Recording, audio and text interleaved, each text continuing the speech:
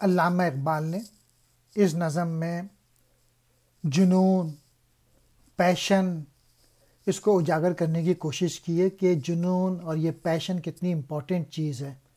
اور آج کل کے جو ملا ہیں یا جو شاعر ہیں ان میں وہ پیشن نہیں ہے،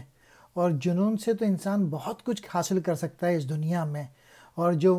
اسٹوڈنٹ بھی موجود ہیں ان کے پاس بھی جنون نہیں ہے جو کہ یونیورسٹیز میں پڑھ رہے ہیں۔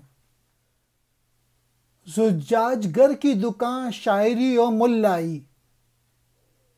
ستم ہے خوار پھرے دشت و در میں دیوانہ۔ علامہ اقبال کہہ رہے ہیں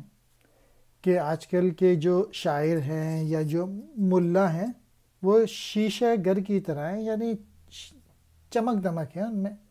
لیکن اندر سے کچھ ٹھوس پن نہیں ہے موجود، اور ستم ہے یعنی افسوس ہے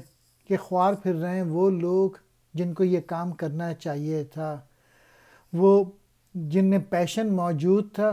وہ یہ کام نہیں کر رہے، وہ ملا نہیں بن رہے، وہ شاعری نہیں کر رہے جو اس قابل تھے۔ یا اس طرح سے بھی لے سکتے ہیں کہ آج کے جو ملا ہیں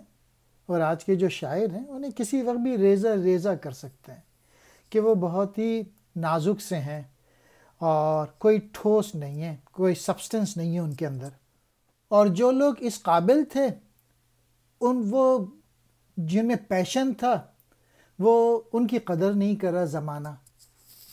اگر آپ دیکھیں گے کہ جو قابل لوگ ہیں، جو قابل ٹیچر ہیں، ان کی وہ عزت نہیں ہے جو کہ ہونی چاہیے تھی، اور جو کہ ملا ہیں، میں نام نہیں لوں گا، بہت ساروں کا وہ پالیٹکس کھیل رہے ہیں اور ان کو لوگ فالو کر رہے ہیں، یہ بڑے افسوس کی بات ہے، اور یہ 100 سال پہلے کہا تھا اور آج بھی وہی حال چل رہا ہے۔ زجاج گر